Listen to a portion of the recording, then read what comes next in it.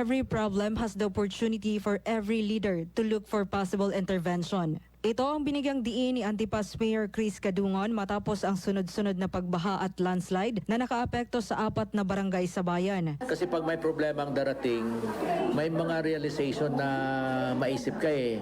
Yan pala dapat na-anticipate namin. Ayon sa inisyal na impormasyon mula sa alkalde, abot sa 15 pamilya ang naapektuhan ng kalamidad habang 3 pamilya ang nangangailangan ng agarang tulong. Agad namang namahagi ang lokal na pamahalaan ng food packs, roofing materials at iba pang pangunahing pangangailangan sa mga apektadong residente. Samantala, tinatayang abot sa 30 puno ng goma ang nabuwal at inanod ng baha sa barangay Datuagod nitong nakaraang araw. Sa kabila ng lawak ng pinsala, wala namang naitalang nasawi o nasugatan sa insidente dahil naganap ang landslide sa mabundok at hindi matataong lugar. Patuloy namang nakaantabay ang mga tauhan ng MDRRMO, Municipal Engineering Office at MSWDO sa mga apektadong barangay habang isinasagawa ang assessment upang matukoy ang mga kinakailangang intervensyon. Kabilang din sa pangmatagalang hakbang ng lokal na pamahalaan ang pagtatanim ng mga punong kawayan sa mga mabangin na lugar o madaling gumuho upang mabawasan ang panganib ng landslide. Kasabay nito, nanawagan si Mayor Kadungon sa mga residente na maging responsable sa pagtatapon ng basura at huwag magtapon ng mga kahoy at kawayan sa ilog upang maiwasan ang pagbabara ng mga daluyan ng tubig at paglala ng pagbaha.